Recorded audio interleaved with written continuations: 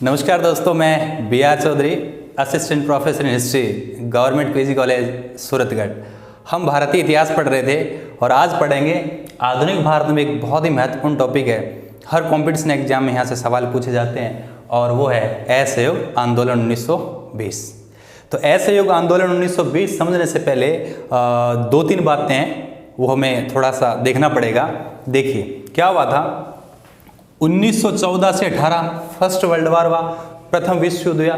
उस प्रथम विश्व युद्ध में भारतीय लोगों ने अंग्रेजों का सहयोग किया। अंग्रेजों ने ये वादा किया था कि हम विश्व युद्ध जीत जाएंगे तो भारत में संवैधानिक सुधार लाएंगे।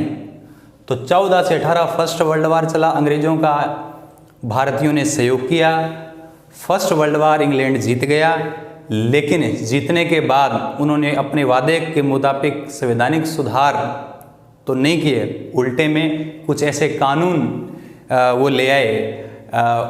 उन कानूनों का भारतीयों ने ज़बरदस्त विरोध किया। जब विरोध किया तो एक बहुत बड़ा हत्याकांड हो गया, जलियांवाला बाग हत्याकांड के नाम से जानते हैं। तो देखिए, गांधी जी ने अंग्रेजों का फर्स्ट वर्ल्ड वार में सहयोग किया। गांधी जी को पूरा भरोसा था कि अंग्रेज़ जीतने के बाद भारत के अंदर संवैधानिक सुधार लाएंगे। लेकिन फर्स्ट वर्ल्ड वार खत्म होने के बाद अंग्रेज एक ऐसे कानून लाए 1919 का रॉलेट एक्ट।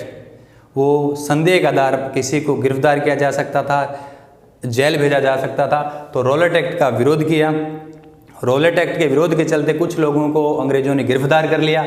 उनकी गिरफ्तारी के विरोध में पंजाब में, यहाँ अमृतसर में जलियांवाला बाग में जो लोग इकट्ठे होकर एक शांतिपूर्ण सभा का आयोजन कर रहे थे और जनरल डायर ने गोली चलाने का आदेश दे दिया। सैकड़ों लोग मारे गए। गांधी जी इस घटना से आहत हो गए। इसके साथ साथ 1919 का अंग्रेज एक्ट लाए, उस एक्ट भारत सरकार अधिनियम, उसमें भी कुछ खास नहीं था। तो इस तरीके की जो सिचुएशन हो गई थी। तो अब गांधी जी क्या करते हैं, 1920 में एक बड़ा आंदोलन करते हैं, उसका नाम है असहयोग आंदोलन। तो हमने असहयोग आंदोलन से पहले का कुछ टाइम पीरियड देखा, कुछ सिचुएशन देखी और अब बात करेंगे असहयोग आंदोलन। देखो, असहयोग आंदोलन का प्रस्ताव गांधी जी ने खुद ने लिखा था। और याद रखिए, असहयोग आंदोलन शुरू होता है कब? 1 अगस्त 1920। याद रखिए, असहयोग आंदोलन 1 अगस्त 1920 को शुरू हुआ। ध्यान से सुनना, ये जो आंदोलन था वो दो रूपों में था, सकारात्मक और नकारात्मक। सकारात्मक मतलब रचनात्मक रूपों में था, है ना। तो दो रूपों में था, सकारात्मक और नकारात्मक। सकारात्मक का मतलब रचनात्मक। देखो, सकारात्मक कामों में क्या था? स्वदेशी वस्तुओं को अपनाना, जबकि नकारात्मक क्या था? विदेशी वस्तुओं का क्या करना? बहिष्कार करना। और देखो क्या हुआ, 1 अगस्त 1920 को जैसे ही असहयोग आंदोलन स्टार्ट हुआ, उसी दिन तिलक की क्या हो गई? मृत्यु हो गई। और तिलक की मृत्यु पर MG मतलब महात्मा गांधी ने कहा कि मेरा सबसे मजबूत सुरक्षा कवच चला गया। और याद रखिए, इसी सकारात्मक कार्यों के तहत 1921 के अंदर तिलक की मृत्यु के बाद तिलक कोष का गठन किया गया। और तिलक कोष में 1 करोड़ रुपया जो आया, उसके चरखे खरीदे और जनता में चरखे बांटे गए कि खादी बुनो पहनो, विदेशी वस्तुओं का बहिष्कार करो, विदेशी वस्तुओं का बहिष्कार करो। इसके साथ ही साथ याद रखना, जो सुभाष चंद्र बोस है वो ICS में उन्होंने ICS की नौकरी कर रहे थे। असहयोग आंदोलन जैसे ही शुरू हुआ तो उन्होंने नकारात्मक कार्यों के तहत उन्होंने ICS की नौकरी छोड़कर भारत में आए और बंगाल में आकर NC नेशनल कॉलेज के क्या बने? प्रिंसिपल बने, प्राचार्य बने। गांधी जी ने भी क्या किया? MG ने केसर-ए-हिंद की उपाधि, बोर पदक और जुल्लू पदक भी अंग्रेजों को लौटा दिए। पूरे भारत के अंदर ये असहयोग आंदोलन चल रहा। देखिए क्या हुआ।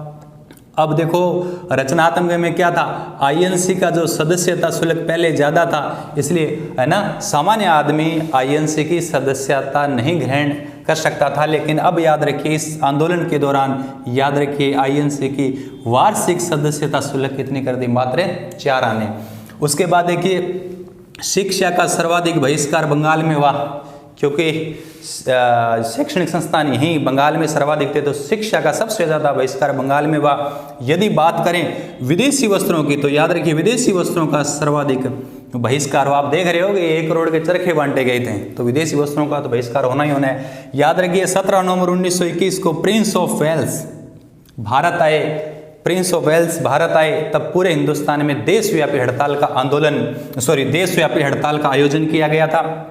अब इस आंदोलन में ये बात भी देखने को मिलती है कि हिंदू मुस्लिम जो एकता है वो चरम सीमा पर थी। याद रखिए, मुसलमानों ने स्वामी श्रद्धानंद को, याद रखिए ये दिल्ली है, मुसलमानों ने स्वामी श्रद्धानंद को दिल्ली की जामा मस्जिद में भाषण देने के लिए बुलाया। और ये देखिए अमृतसर है, और इधर देखिए सिखों ने सैफुद्दीन किचलू को अमृतसर के स्वर्ण मंदिर की चाबियां सौंप दी। ठीक, आगे देखिए, ये आंदोलन चलता गया चलता गया चलता गया चलता गया। ये देखिए पॉइंट है, यूपी के अंदर गोरखपुर में ना, यूपी के अंदर गोरखपुर के अंदर ये जो पॉइंट है, याद रखिए चोरा चोरी। तो चोरा चोरी में एक क्या था, पुलिस स्टेशन था। पुलिस ने, जो आंदोलन हो रहा था, पुलिस ने लाठीचार्ज कर दिया, तो जनता उग्र हो गई और पुलिस स्टेशन को घेरा और आग लगा दी। 22 पुलिसकर्मी जिंदा जलकर शहीद हो गए। याद रखिए ये घटना कहलाती है चोरा चोरी कांड। तो 5 फरवरी की घटना है, 5 फरवरी 1922 को चोरा चोरी कांड हुआ। क्या था, गोरखपुर यूपी में 22 पुलिसकर्मी क्या हो गए, को जिंदा जला दिया, है ना। यहाँ हिंसा भड़क गई। जब इस बात देखो 1 अगस्त से चला, 1 अगस्त 1920 से 5 फरवरी 1922 तक ठीक था, लेकिन 5 फरवरी को गड़बड़ हो गया, ये आंदोलन हिंसक हो गया।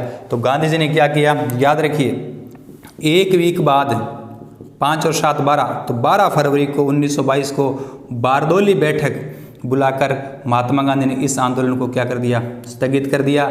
जैसे आंदोलन को स्थगित किया, है ना, MG महात्मा गांधी पकड़े गए, महात्मा गांधी को पकड़ा और 6 साल की सज़ा सुना दी, है ना। और गांधी जी को भेज दिया पूना की यरवदा जेल में, महाराष्ट्र में पूना की यरवदा जेल में 22 में गांधी जी को भेज दिया। क्या आरोप लगाया कि गांधी जी ने हिंसा भड़का दी। और जो जज था, न्यायाधीश था बूमफील्ड, उसने 6 साल की क्या सुनाई, सजा सुनाई। लेकिन याद रखिए 2 साल बाद 24 में गांधी जी को रिहा कर दिया खराब स्वास्थ्य के कारण। तो 22 से 24 बापू पूना के यरवदा जेल में रहे। इधर क्या हुआ, जैसे ही बापू ने, गांधी जी ने आंदोलन स्थगित किया, कुछ नेता थे, उन्होंने गांधी जी की आलोचना की, गांधी जी की लोकप्रियता में भी कमी आई। और सुभाष चंद्र बोस ने कहा, क्या कहा कि जिस समय जनता में उत्साह चरम सीमा पर था, तब बापू द्वारा ये आंदोलन को वापस लिया जाना राष्ट्रीय अनर्थ से कम नहीं था। बहुत से लोगों ने आलोचना की।